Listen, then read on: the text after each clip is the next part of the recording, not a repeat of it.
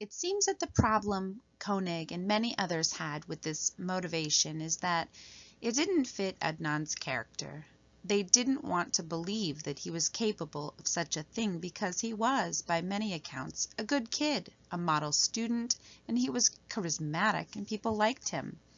They defended his character by introducing the idea that Adnan was over Hay and already dating new girls. The thought process was that he couldn't have been upset about Hay ruining his Muslim reputation with his parents or community because he was already dating girls and smoking pot. I believe that it's hard for people to grasp that it is simultaneously possible for Adnan to be a good student and to have also killed his girlfriend. Koenig describes teens throughout her podcast as emotional and impulsive, which I agree with, and I believe deep down that she knows it is possible that he was capable of killing Hay, not because he was some murderous psychopath, but because sometimes teens are emotionally unpredictable, and it is reasonable to assume that there were likely other factors going on that only Adnan and Hay were privy to. Nevertheless, Koenig describes her first impression of Adnan in the first episode of Serial as someone who didn't look capable of murder. While she admitted that the notion was silly, she inferred that she was moved by his giant brown eyes and that they reminded her of a dairy cow. She questioned whether someone who looked like that could really strangle his girlfriend. I get it. When you look at this picture, you see that he is young, handsome, and that he represents innocent American youth in his football uniform and his barely there mustache and sad but gentle looking eyes. But you have to look beyond his face when you ask yourself if he's capable of murder.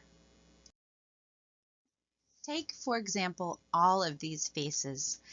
They all look pretty innocent, and in all cases, there were likely friends, family, and teachers who stood by and said that they didn't think they were capable of killing. And yet, they were. Every single one of those faces were convicted murderers. While their methods and backgrounds differed, they all planned their attacks.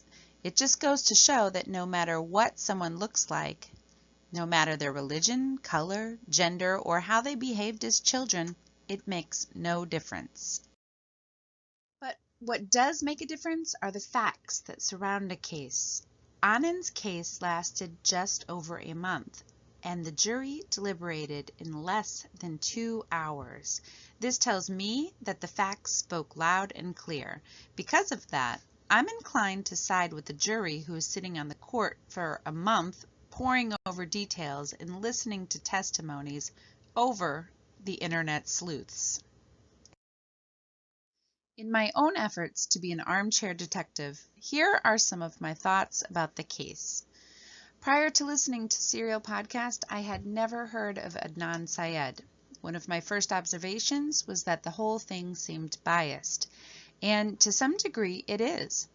Koenig was hired to investigate by Rabia Chaudhry, Anand's close family friend. Rabia paid with hopes to find enough evidence to free Adnan, which led to Serial Season 1. While the entire podcast is not one-sided, there is a heavy slant towards the injustice that Adnan had seen rather than a perception of guilt. I listened to Serial with this in mind, but I also noticed when details shared by Koenig pointed towards his guilt. Throughout each week of listening, I scrounged through articles, evidence, transcripts, and Reddit commentary to understand as many details of the case as possible. I'm a pretty logical person, and I believe facts speak for themselves, so I wanted to pay more attention to the nuances of conversation, such as inflection and wording in both Adnan's and the witnesses' interviews. As I listened to the podcast interviews, I tried to notice inflections and undertones of conversations. I listened for cutoffs or possible rearranged context. So when I heard Adnan's phone conversations, and there were many, I felt like most of the time he seemed eager for conversations with Koenig to break up his day, but that he wasn't really speaking to exonerate himself. What didn't sit well with me was that Anand had been talking to Sarah for over a year, and he seemed to hold his cards close to himself, so to speak. He talked with a lot of non-committals, like instead of saying he did something, there were a lot of I would haves and speculations for what happened the day of the murder. Of course, my hunch wouldn't stand up in court, but to me, his conversations just didn't strike me as someone who was fighting for his freedom as an innocent man. He seemed more to me like a man who was guilty and being selective about his conversations because he was trying to play the I don't remember card. Maybe it's because of this class and the OJ trial is fresh in my mind, but I kept hearing the key phrases and inflections in Adnan's voice that reminded me of an interview I heard with O.J. Simpson. It took place after his trials. The interview was called O.J. Simpson, The Lost Confession, and it was done by Fox. There, O.J. maintained his innocence, but he hinted at his guilt several times. The interview was painful to watch, and while Adnan didn't have the same cringeworthy moments of blatant guilt, I recognized some vocal patterns and dismissive inflections he had. It's hard to explain, but there were a lot of upticks and emphasis on not remembering, and that's what I took from Adnan's conversation. For me, not remembering seems like a cop-out, but it's a great defense, I'll give them that. I suppose if you can't remember anything, there are no details to convict on. Therefore, it's easier to see reasonable doubt. But I don't know, if my kids all claim they don't know who ate the cookies, I just punish them all. I suppose it's a good thing that the court systems don't work like moms. But on that tangent, I have grown to understand why it's important for these suspects not to take the stand. Why would they? If they could just claim they forgot everything and depend on their lawyer to get them off, why wouldn't they? Besides forgetting the details, when everyone else seems to remember at least something, Adnan was placed at the scene of the crime with his cell phone that he, coincidentally, got the day before the murder. Once the cell phone records came out, he lost his mosque alibis. This tells me that people were prepared to lie for him, and since no one other than Jay and possibly Asia can vouch for his whereabouts, Adnan is looking pretty guilty. This, together with Hay's own words in her journal, even though character is an afterthought in the court, lead me to believe in Adnan's guilt. The conclusion that I came to after evaluating everything I saw and heard is that I believe it is more likely than not that Adnan played the larger part in the murder of Hae Min Lee. Yet, I also believe there is a possibility that Jay, Jen, and Bilal have more involvement than reports indicate. While I am convinced of Adnan's guilt, I'm undecided whether or not he was given a fair trial. I agree with the current judges that Asia McLean letters should have been explored, but I also agree that those letters would not have changed the facts that proved his guilt. It is true that Asia's letter may have led to a reasonable doubt. However, it is more likely that since the jury deliberated in 2 hours, that they would have seen the wishy-washy nature of Asia's letters and lack of interest in being involved as evidence to dismiss. But now on to an entirely different discussion about whether or not I think he will go free. As I previously mentioned, a recent Court of Appeals decided that Adnan was worthy of a retrial by the qualifier that he had deficient representation because Gutierrez failed to contact Asia McLean as an alibi witness. The court ruled that Adnan qualified. However, it wasn't enough to move forward and his trial was ultimately denied.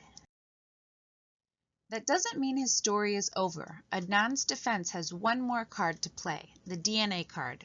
Earlier I mentioned about the strategy regarding accepting the test. If they are going for it, it means that they already know the results or are banking on inconclusive results, and the combination of media coverage to save him. At this point, he has nothing to lose. Remember the case of the Memphis Three? I think Rabia and Adnan's defense team do, because this seems to be the exact strategy they are using. The Memphis Three were teens accused of a triple murder of young boys. They eventually got off on an Alford plea after celebrity fundraising and backing. It was because of these funds and support that the DNA in the case was revisited, tested, and eventually submitted to the court. The evidence was inconclusive and didn't appear to be a match of any of the three teens. Therefore, they were let free after years in prison. The parallels to Adnan's retrial and the Memphis Three are uncanny.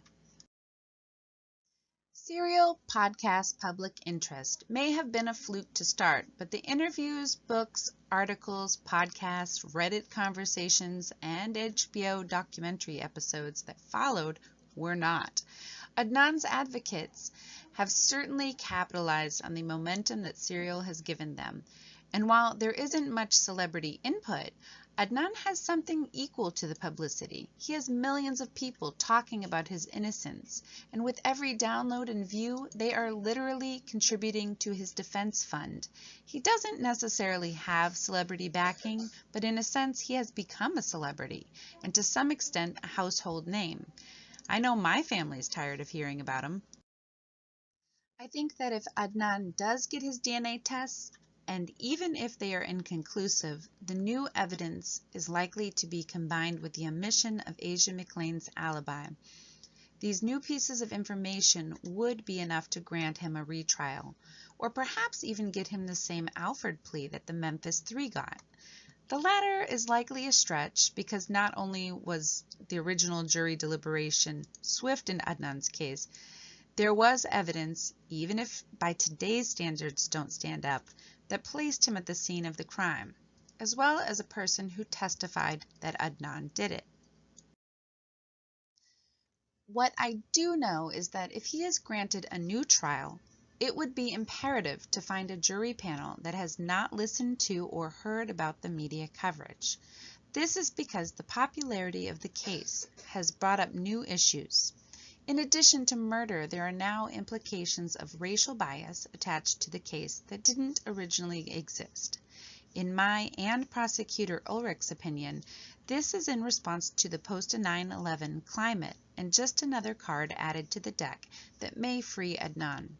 If you remember back in the beginning of my presentation, I posted several headlines around the time when Hay went missing to when Adnan was convicted.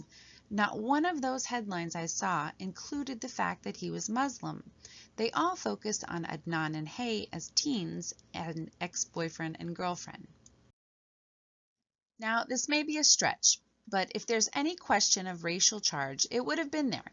I say this because people were already hypercritical of the judicial system, and racial prejudice at that time was heightened because of the Rodney King and O.J. Simpson case. There was an awareness ignited in journalists to pick up on racially charged headlines. Of course, these stories were billeted as black versus the judicial system and not Muslim. Even so, I believe that the lack of faith in the judicial system would have eked out if there was any question. Now, today's coverage of Adnan's case, there isn't much talk about racial bias except from Adnan's defense team and his advocates. The accusations of racially charged bias seem to stem from the Muslim cultural experts that advised against giving Adnan bail for fear of fleeing to Pakistan. That may or may not have been good advice, but I do not think it is enough to call the entire trial racially charged. Remember, Adnan was initially suspected because of an anonymous tip and because he was the ex-boyfriend, not because he was Muslim. So, say Adnan does get a new trial. It will be up to the court to decide his freedom. Hopefully, they will not be pressured by recent media coverage and public opinion. Hopefully, they focus on the facts, because when the public has all but forgotten about Adnan, there may very well be a guilty man walking. And by the odd chance he is innocent, and all of the incriminating evidence is coincidental, then I'm hoping they'll see that too. But I'll leave that decision to the courts and stay out of it. The takeaway from all this is that we can only hope that justice prevails. But we can also turn this newfound public interest into awareness surrounding the justice system and encourage it to get better and more transparent. Or, if you want to get away with murder, forget everything you know, hire a good defense, have a great public image, make friends with some celebrities, and maybe even some creative journalists.